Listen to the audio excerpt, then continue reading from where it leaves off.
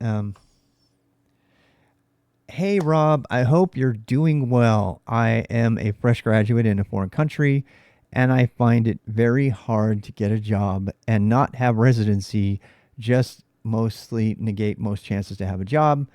I am thinking on uh, going my own way, entrepreneurial way, and I would love your idea on that. Thank you. Okay, and then there's the name.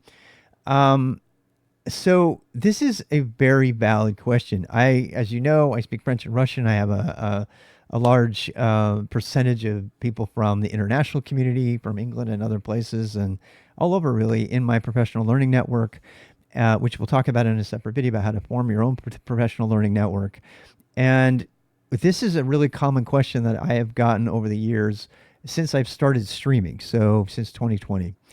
And the answer is I don't know. And I know that that's a big mouthful for me to waste your time, but I've had I've had people tell me that they've done everything from the boost and they've tried everything and they still can't get a job in America and they're trying to work elsewhere. So I'm going to brainstorm a couple of things that I think might help the international community, but I want to start by answering you very clearly. I have no idea.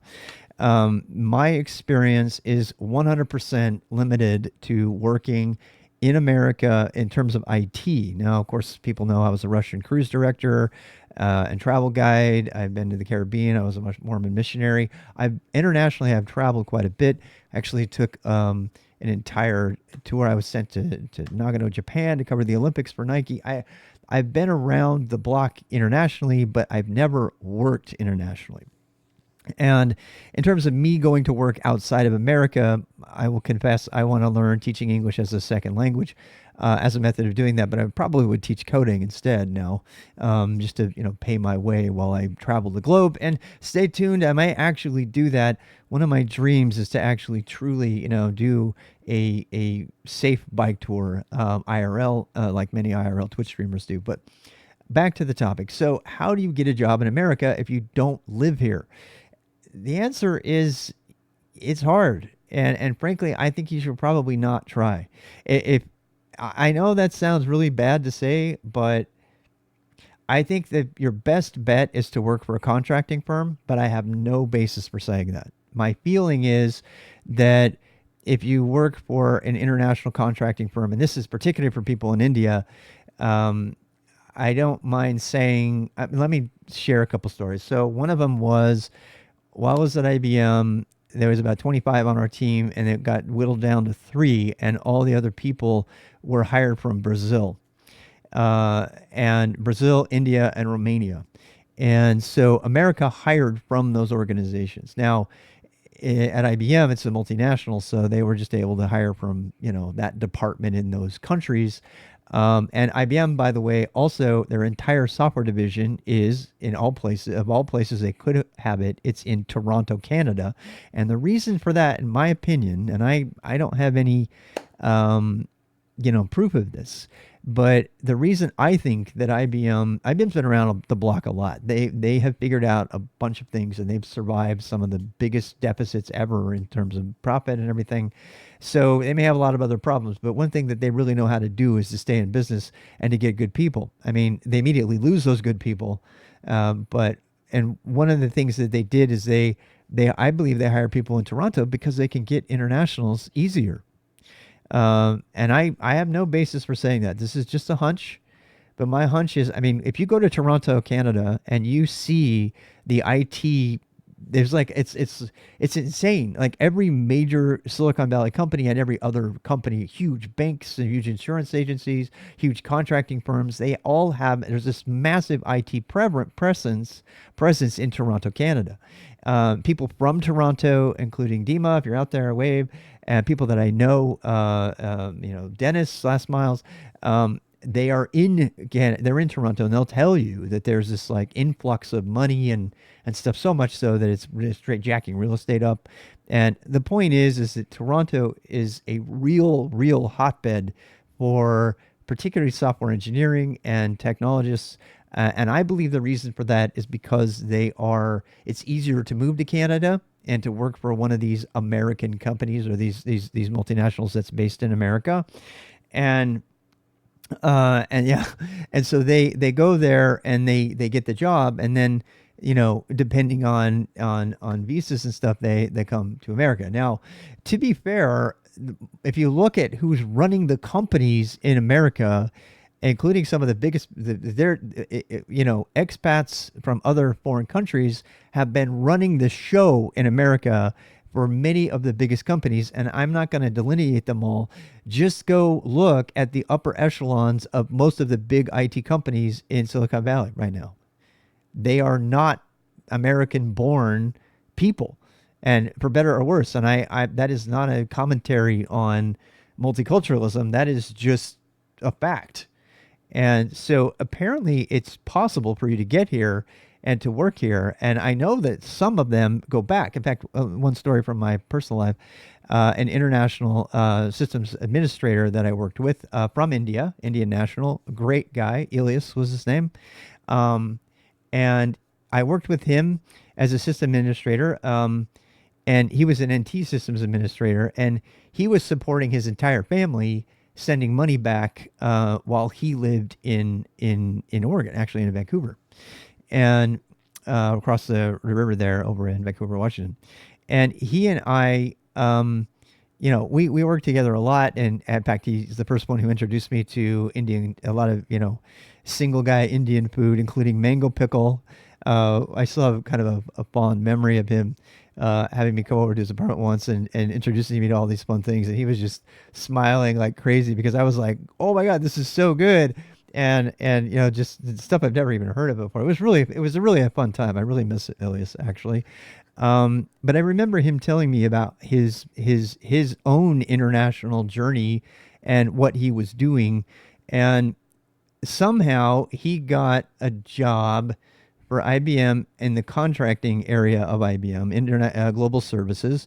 And I don't know how, but he was able to move to America, probably on a work visa, I'm guessing. And he came by himself, probably because he didn't want to have to deal with all the visas and expense of having his whole family here. And he would work for a large percentage of the year, and he would send back his money. And I remember him very specifically telling me he was supporting his entire extended family off of the income that he was making as a systems administrator and NT systems administrator on my team. And after the account went away that I was in, he actually went over to work for a different account. He was on I think it was a gym equipment account. I can't remember the name of it, but and we kept connections on LinkedIn, which I'll do a separate video about for a very long time. And I've lost contact with him, but I just remember that he did. Now, I've never actually asked any of these people. I do have one other story of another person from India that I work with currently, and I got to be really careful. Please do not dox where I work if you know, and please also do not dox this individual. But they also came from India. They were also working here. They were also working for a contracting firm, and they had decided to move to America. And I believe they actually had American citizenship. I do not know that yet, but same sort of situation. They're sending back a ton of money to India, supporting the family there. This particular case, which if you're an international, I really want to emphasize this particular part of the story. This person went back. I think it was Christmas, and there was a snafu with their visa, with their work visa, and they ended up being stranded back in India for 2 months, unable to work. And it was horrible. It wasn't that person's fault at all.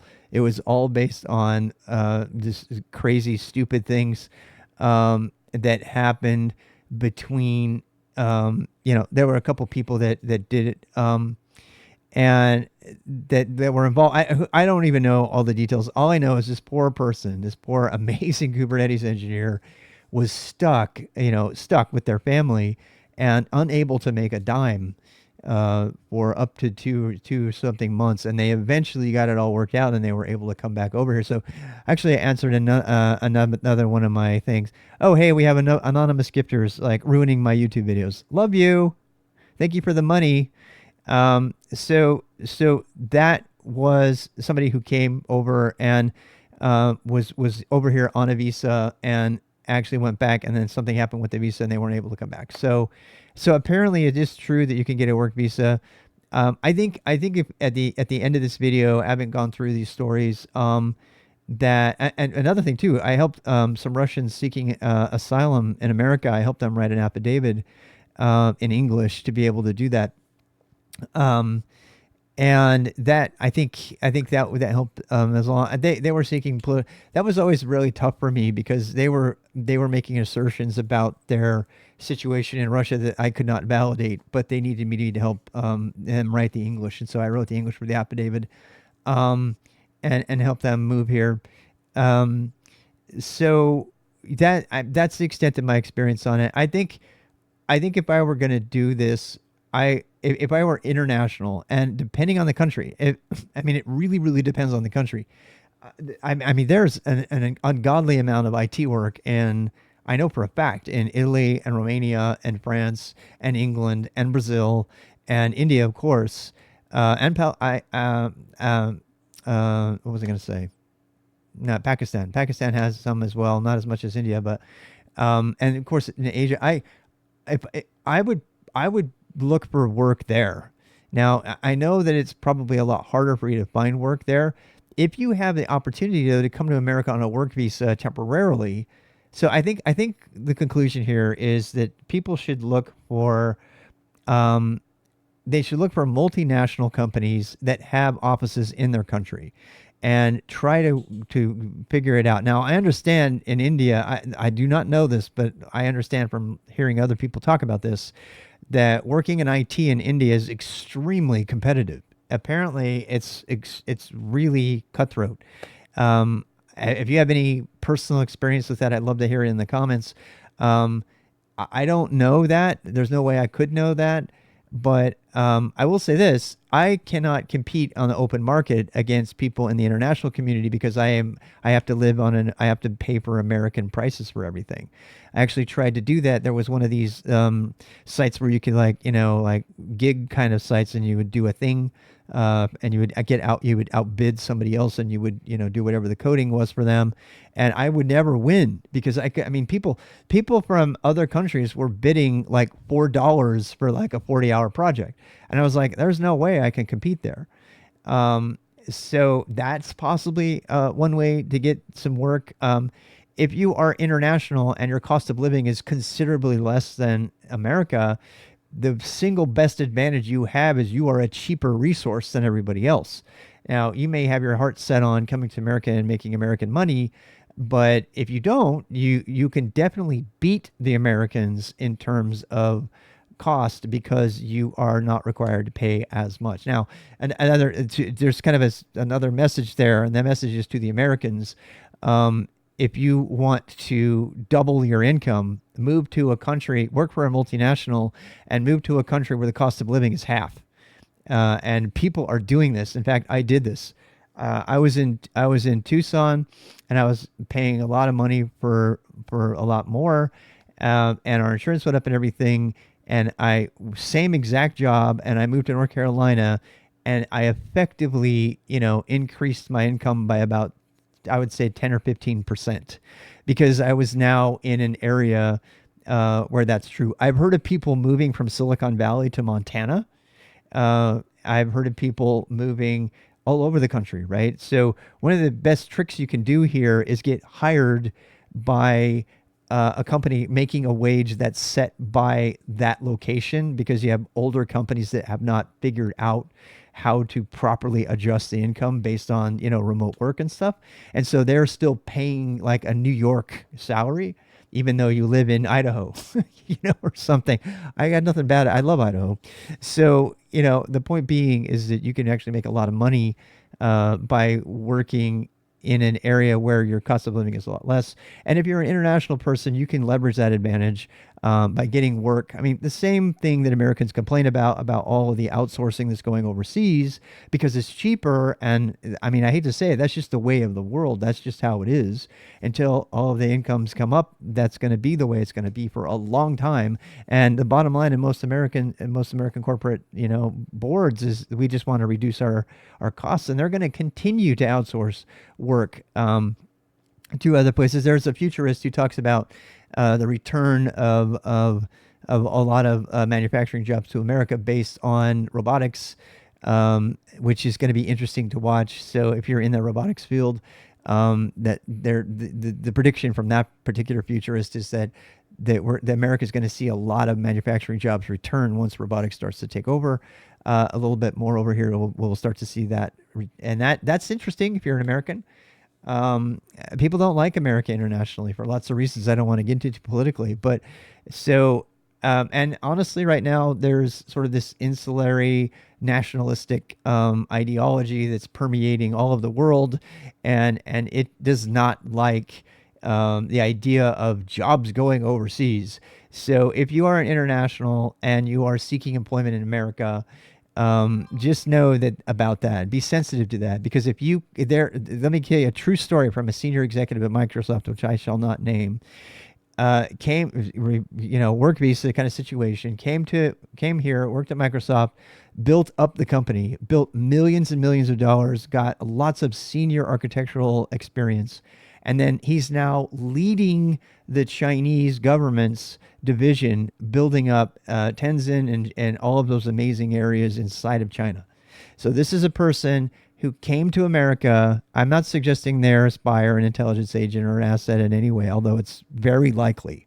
And they came here and they got tons of experience. They got all the know-how about how to run a company, about the internal networks of Microsoft. And right now they are leading the charge, building up the Shenzhen area of China, which is kicking butt. Entire American institutions are moving their headquarters to Shenzhen. And politics is somebody's going to write bad things in the comments. I can't help it, but I'm just stating the facts of the situation. So if you are international and you want to work in America or you want to be employed by Americans, I'm not saying that we're going to hate you for trying to come here and work and go back, but you just need to be sensitive to that because there is a lot of strong emotion in America right now with regard to international people stealing our jobs. I don't agree with that at all because a lot of those people who say those things don't lift a finger to even watch a free video that some random person put on the internet to help them get a better tech job. But they'll complain about losing their job. Okay, I should probably stop now. So, and there's one thing about the international community, I'm just going to say it. They seem to me, from where I'm sitting, they seem very, very motivated to put in the hours and to do the work, to learn the skills necessary to get the tech jobs. And I don't know if that's because there's a greater promise for wealth by making American dollars while living in a place that they have a lower cost of income. I don't know the reason. I just know that from where I'm sitting, my impression is that I meet on a daily basis. I stream too, but just the number of Americans who attend the Beginner Boost compared to the number of people internationally who are in the Beginner Boost, my feeling is it's not even 50-50. And then I have to ask myself, where's all the Americans? And I'm not slamming on Americans. I love Americans, but they just don't show up. I don't know what's going on with that. I want to change that. I don't know what's going on. So if you're international, just know about the political climate. And the answer is maybe go to Toronto and work for a multinational. Consider working in your own country first, and then also consider coming here on a work visa and then figuring out some way to parlay that work visa into something more. And many, many, many people have done that. Lots of people that I work for. When I was at Nike, I want to say probably at least half of my team were Indian nationals. And they were wonderful, awesome people. They were really dedicated. They were super intelligent and a lot of fun to work with. So were the Americans on my team. They were great. So I suppose one of the takeaways of this is if you're going to work in IT, just know IT fundamentally is multicultural. There are people from all over the globe who get into IT, and it is kind of fun to jokingly, in a cliche way, characterize certain countries. By the way, one of my favorite teams to ever work for was the Italians. I had so much fun on that team because they just kept us. We were just laughing the whole time. We got a lot of stuff done, but we were also doing a lot of laughing. And that's not always true for all the other cultures. I'm going to tell you that right now. So anyway, if you're international, give it a shot. Hopefully that helps. Please don't yell at me in the comments. I don't mean anything bad here. I'm just sharing my experience.